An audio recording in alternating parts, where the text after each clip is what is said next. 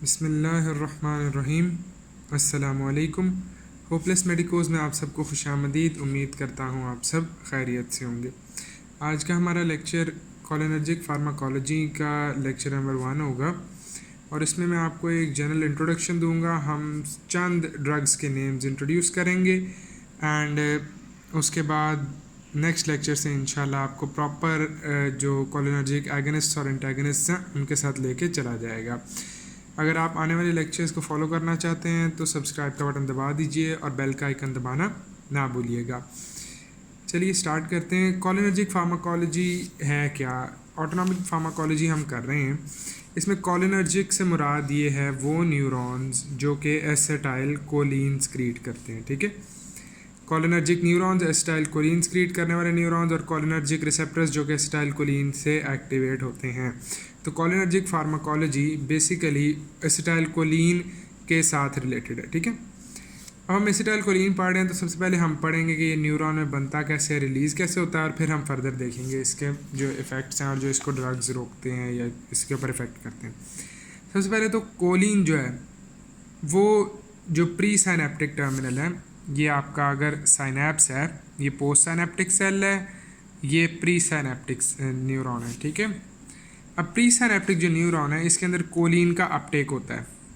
ठीक है, Colin Uptake होने के बाद कोलिन सेल के अंदर आ गई।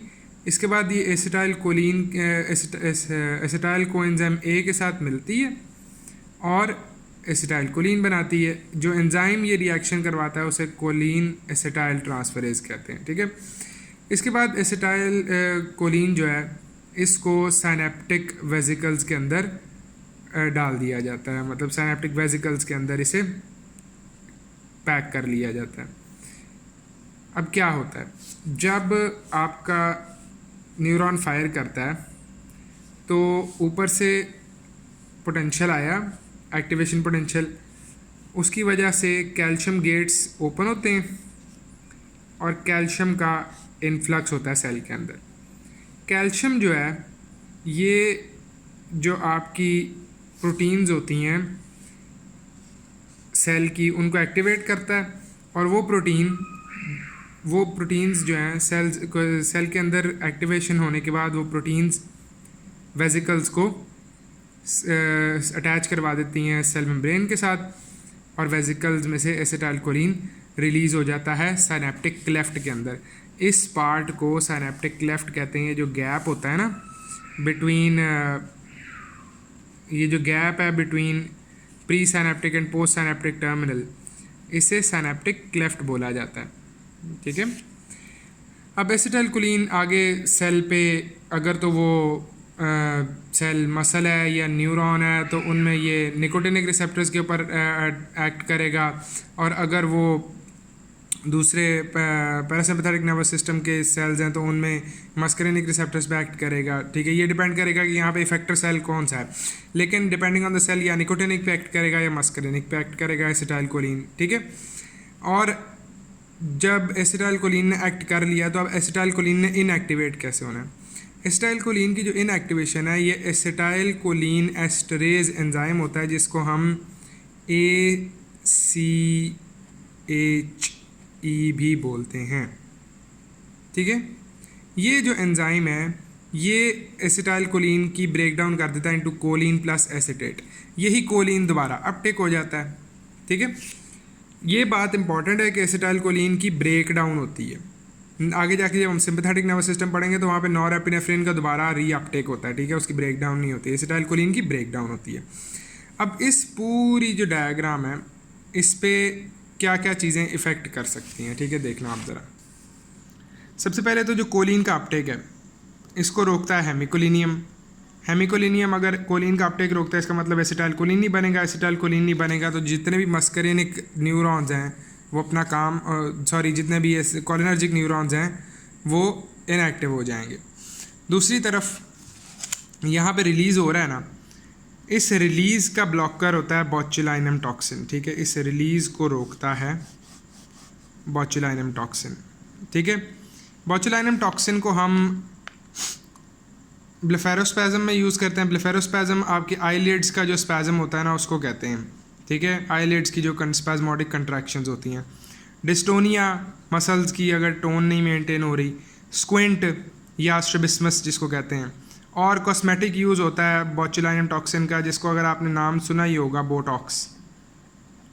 ये क्या करता है, ये जो आपके एसिटाइल कोलिन है ना उसको स्क्रीट नहीं होने देता, जिसकी वजह से आगे अगर कोई मसल पड़ा हुआ है, कोई स्मूथ मसल है या कोई इस किस्म की चीज़ है, तो वो आगे कंट्रैक्ट नहीं करती, ठीक है। या लेट से आप बहुत ज़्यादा सेलिब्रेट कर रहे हैं या बहुत ज़्यादा स्वेटिंग हो रही है, तो उस केस में भी बोtulinum टॉक्सिन जो है वो ग्लैंड्स को इनहिबिट कर देगा, जिससे स्वेटिंग और सेलिब्रेशन बंद हो जाएगी, ठीक है। अब तीसरी चीज़ क्या हो सकती है, तीसरी चीज़ ये हो सकती है कि हम इस एंजाइम का इनहिबिटर दे दें, कोई ऐसा सब्सटेंस दे दें जो इस एंजाइम को नॉकआउट कर दे या इस एंजाइम को अपना काम करने से रोक ले। एसिटाइल कोलिन एस्ट्रेज जो है वो एसिटाइल कोलिन को ब्रेक डाउन कर रहा था, इसका मतलब ये कि एसिटाइल कोलिन के इफेक्ट को कम कर रहा था। हम अगर इसका इनहिबिटर दे देंगे तो अब ये एंजाइम एसिटाइल कोलिन को नहीं ब्रेक डाउन कर पाएगा, ब्रेक डाउन नहीं कर पाएगा तो एसिटाइल कोलिन ज़्यादा देर तक रिसेप्टर्स तक से अटैच रहेगा, रिसेप्टर्स से अटैच रहने की वजह से ज़्यादा इफेक्ट प्रोड्यूस होगा। इसीलिए जो एसिटाइल कोलिन एस्ट्रेज इनहिबिटर्स हैं, ठीक है, एसिटाइल कोलिन एस्ट्रेज के जो इनहिबिटर्स हैं, एसिटाइल कोलिन एस्ट्रेज इनहिबिटर्स, ये इनका जो इफ़ेक्ट है ये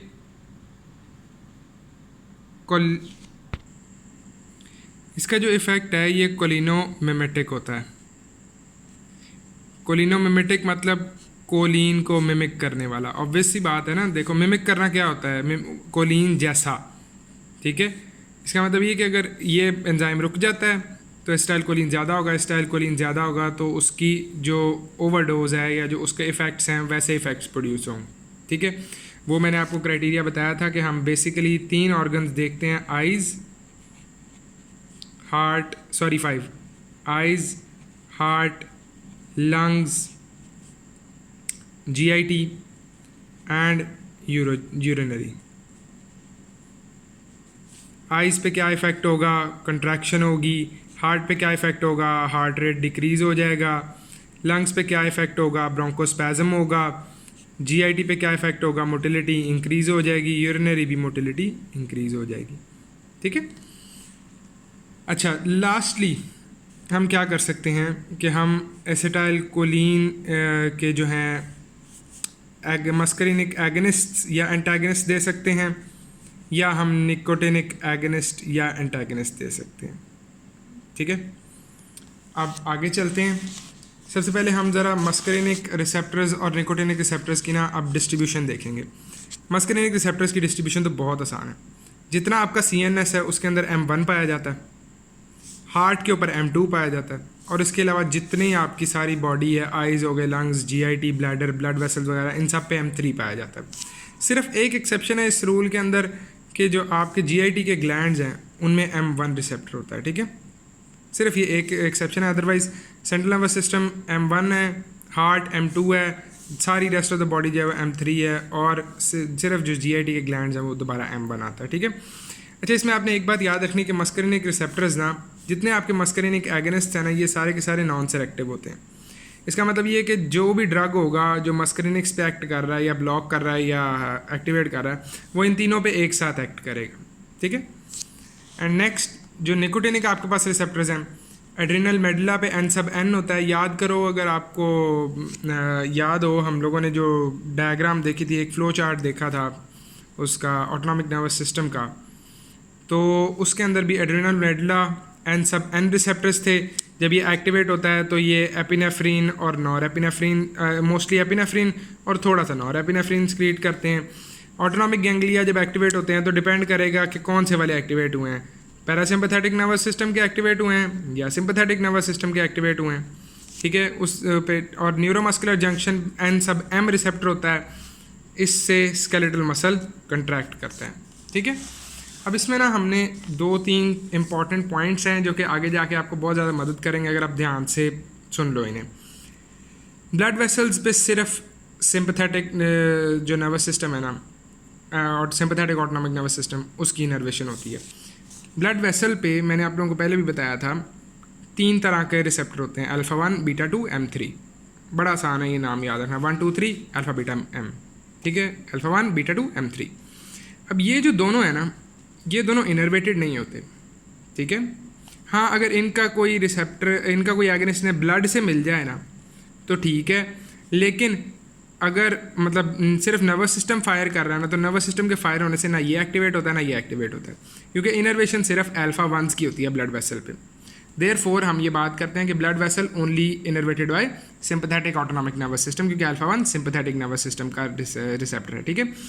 अब इसका मतलब ये है कि अगर हम कोई ऐसा ड्रग देते हैं जो कि निकोटिनिक एगनिस्ट है, जो कि गैंग्लियॉन्स को एक्टिवेट करेगा, तो उसकी वजह से अल्फ़ा 1 रिसेप्टर एक्टिवेट होगा। और अल्फ़ा 1 अगर आपको याद हो तो अल्फ़ा 1 जो रिसेप्टर है ये GQ कपल्ड होता है, और GQ कपल्ड होने की वजह से कैल्शियम का रिलीज़ होगा, कैल्शियम का रिलीज़ होगा तो स्मूथ मसल कंट्रैक्ट करेगा।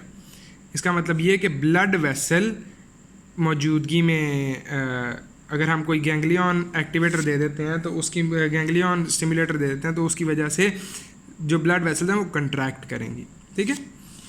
ऑन द अदर हैंड जो आपका GIT है ना, वो डोमिनेटेड होता है by parasympathetic autonomic nervous system. इसका मतलब ये कि अगर गैंग्लियन स्टिमुलेशन होगी, गैंग्लियनिक स्टिमुलेशन की वजह से GI की मोटिलिटी, गैस्ट्रोइंटेस्टिनल ट्रैक्ट की मोटिलिटी बढ़ेगी और स्क्रीशंस बढ़ेंगी, ठीक है। एंड लास्टली एक जनरल रूल सुन लो, ये हर जगह तो अप्लाई नहीं होता लेकिन most of the time apply होगा और ये आपको हेल्प करेगा, ये कि वो ऑर्गन्स जहाँ पे इनर्वेशन दोनों पैरासिम्पैथेटिक और सिंपैथेटिक नर्वस सिस्टम की हैं, वहाँ पे generally parasympathetic nervous system dominate करता है, ठीक है। पैरासिम्पैथेटिक के कैसे इफ़ेक्ट्स होते हैं? हार्ट रेट डिक्रीज़ होता है, ठीक है, आइज़ की कंट्रैक्शन होती है, ठीक है, और उसके अलावा GI मोटिलिटी बढ़ जाती है, यूरिनरी मोटिलिटी भी बढ़ जाती है, और जो आपके लंग्स हैं, लंग्स में ब्रोंको कंस्ट्रिक्शन होती है, ठीक है, ब्रोंको कंस्ट्रिक्ट करती हैं। और सिंपैथेटिक नर्वस सिस्टम में हार्ट रेट इंक्रीज़ होगा, आपकी जो है वो डायलेशन होगी, ब्लड और GIT की मोटिलिटी कम हो जाएगी, यूरिनरी मोटिलिटी कम हो जाएगी, ब्रोंको डायलेशन होगी, ठीक है। खैर, ये था आज का लेक्चर। और ये वाली डायग्राम, हाँ, इसमें एक बात जो है वो छोटी सी रह गई, वो ये कि इन रिसेप्टर्स के ऊपर ना, प्री सिनेप्टिक जो न्यूरॉन है इसके ऊपर एक ऑटो रिसेप्टर होता है। ये ऑटो रिसेप्टर जनरली M2 होते हैं। और अगर आपको याद हो मेरा निमोनिक जो मैंने आपको दिया था वो ये कि MAD2s are GI coupled, M2 alpha 2 D2 और GI कपल्ड। तो ये जो M2 कपल्ड रिसेप्टर है ये GI कपल्ड होता है। जब एसिटाइल कोलिन रिलीज़ हो जाती है उसके बाद यही एसिटाइल कोलिन इस रिसेप्टर पे लगती है और GI कपल्ड होने की वजह से ये इस रिसेप्टर को इनएक्टिवेट कर, ये इस जो प्री सिनेप्टिक टर्मिनल है इसको इनएक्टिवेट कर देती है, ठीक है। तो ये एक सॉर्ट ऑफ फीडबैक लूप है कि भाई हाँ एसिटाइल कोलिन अब रिलीज़ हो गई, अब और मज़ीद ज़रूरत नहीं है, ठीक है। अगर आपका कोई भी क्वेश्चन है तो नीचे कमेंट्स में बताइएगा ज़रूर। कल का इंशाल्लाह लेक्चर, अब ड्रग्स हम स्टार्ट करेंगे। मैं आपको ये एडवाइस करूँगा कि आप साथ साथ जो है ना जो हम ड्रग्स इंट्रोड्यूस कर रहे हैं उनको एटलीस्ट सुबह शाम जो है ना वो रिवाइज़ करना शुरू कर दो, ठीक है। एंड अस्सलाम वालेकुम, इंशाल्लाह कल मुलाकात होती है।